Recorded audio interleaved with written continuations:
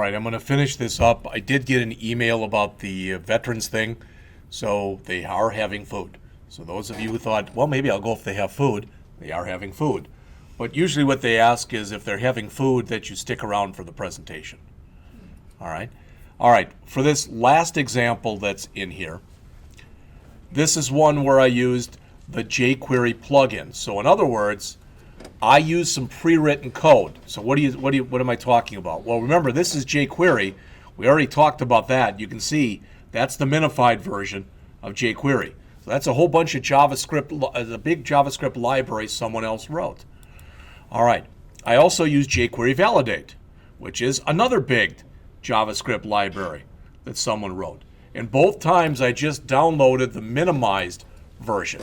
So what you see in here, I've got jQuery validate, jQuery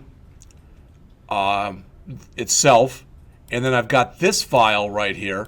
This is the file I had to manipulate. And the funny thing is, when you look at this, in some ways at least, it doesn't even look like code. It is, but it really doesn't look like it. Just to show you this, if I run this now, there it is. But notice what happens when I click check form. It validates everything at once. I didn't do anything as far as prettying it or whatever. I could have made that red and bold and lined it up better, etc. I didn't do any of that stuff. But notice now when I start typing in here, I put in a 1. It says what the minimum social security number is. So I put in 111-11-1111, and you see how that went away. All right. I said the first name had to just be a minimum of 2 characters, so now must be at least 2 characters. Now that goes away. Same thing with the last name. All right. Address, it could be anything. I think it might have to also be 8 characters long. So 6004. All right, not 8. Now it's 8. City, whoops.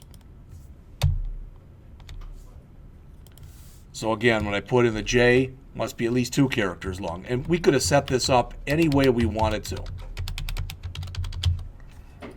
All right. State, we're already checking ourselves. The zip code again says that it's required. And it says the minimum is, I guess I should have made it 5 characters, but I made it 4. All right. Username has to be 6 to 8 characters. So the minimum is 6, 3, 4, 5. Notice 6. Now it goes away. But it has to be 7, 8. So now when I put in more, you can see the messages that come in. All right. Email just has to be a validly formatted email.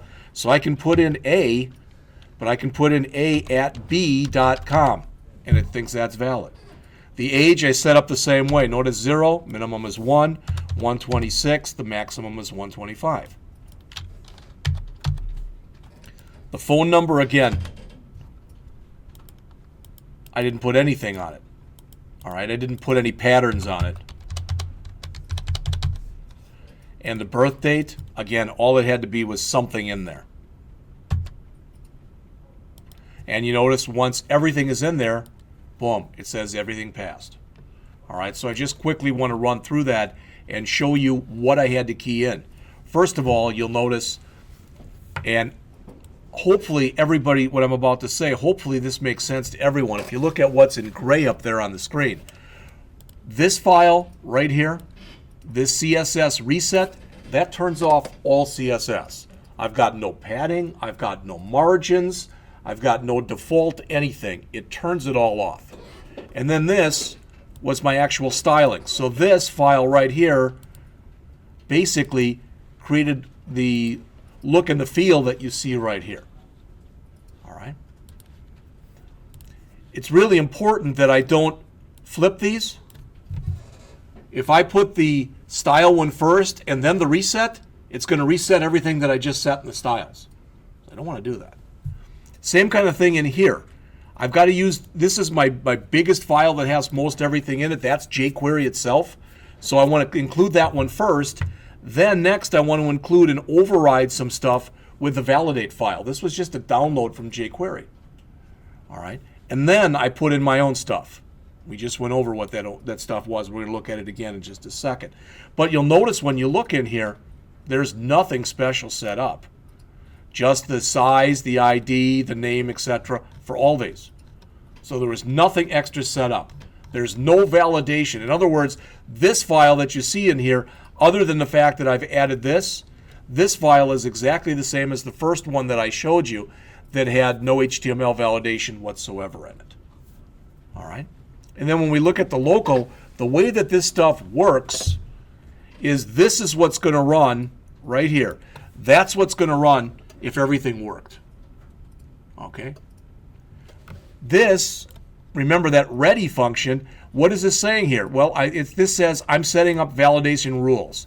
You'll notice it goes all the way from here to here. Those are my validation rules. And ideally, when you look at these, it makes sense to you. It says social security number is required. The minimum length is 9. The maximum length is 11. I didn't put any pattern matching in here. I just ran out of time. All right. The first name is required. The minimum length is 2. Same thing for the last name, required with a minimum length of 2. And also, it may not look like a big thing, but this wouldn't work and wouldn't work and wouldn't work, and I didn't understand why. I left that comma off. So these things are really syntactically must be correct. And I kept looking at it and for some reason didn't notice I didn't have a comma there. So you'll notice in here, after every single rule that I put in, so my social security number rule, my first name rule, etc., at the end, I need a comma at the end of each one of those, except for the last one. Doesn't have a comma after it. All right, that's the syntax of using this.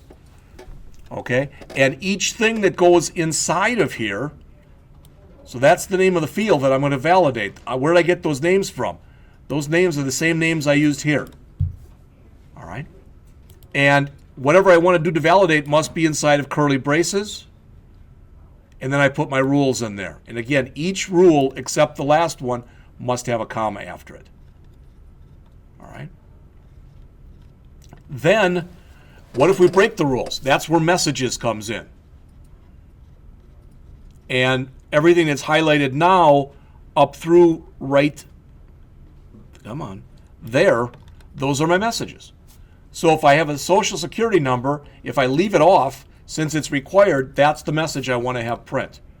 If I make it less than those characters, so somebody could technically put it in without any dashes, I probably wouldn't have typically done that. But that's the message that comes up if it's not the minimum. That's the message that comes up if it's greater than the maximum. All right? And these are all the same as you work your way through here.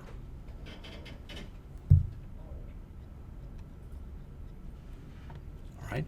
And the only other thing that I really wanted to say about this was, again, so how did I figure that out? Well, there's two ways that you can go and do validation of forms with jQuery. One is to write actual jQuery code. All right, and that's the one I said I started doing that. I'll have that out there for you, or hopefully I will next time. But I had a bug in my code, and I wasn't able to figure out what it was.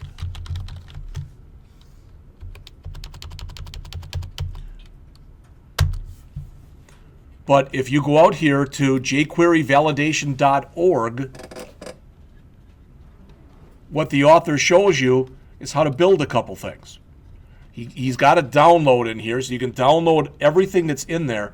But, and I don't want to have the sound going here, but he's got an 11-minute long tutorial where he goes through how to use this.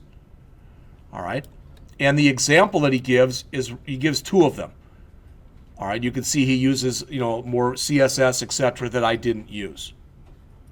All right. And he goes through that one, then he goes through another one, and he goes through all the rules.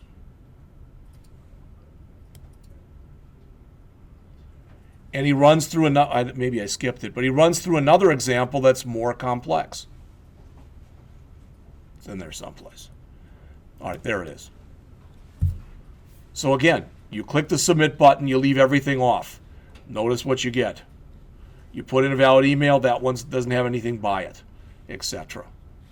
All right.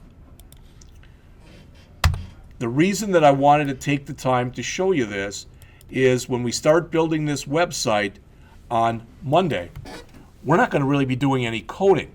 We're going to grab stuff that other people have done. And we're just going to kind of throw it up on the site. All right?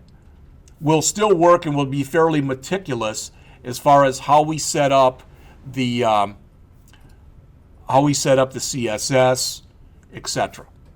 All right? But what I'm going to ask is that everyone in here work on this. We work on it together, and then when you get done, turn it in, and it'll be your last assignment for the class. All right? So that's what we're going to start on Monday. We're going to work on it Monday and Wednesday of next week, and maybe the next Monday. I don't know. But even if we don't, we have 10 class periods that we'll be able to work on it. 2, 4, 6, or 8 class periods. 2 next week. All right, maybe 1 the next week, but then there's 6 more after the break. So we'll have time to write it and complete it. All right, and ideally we'll do that and we'll still have a week or so left, and then I'm just going to give you time that if you're behind or whatever, you'll be able to catch up. All right, that's what I had. So I'm done.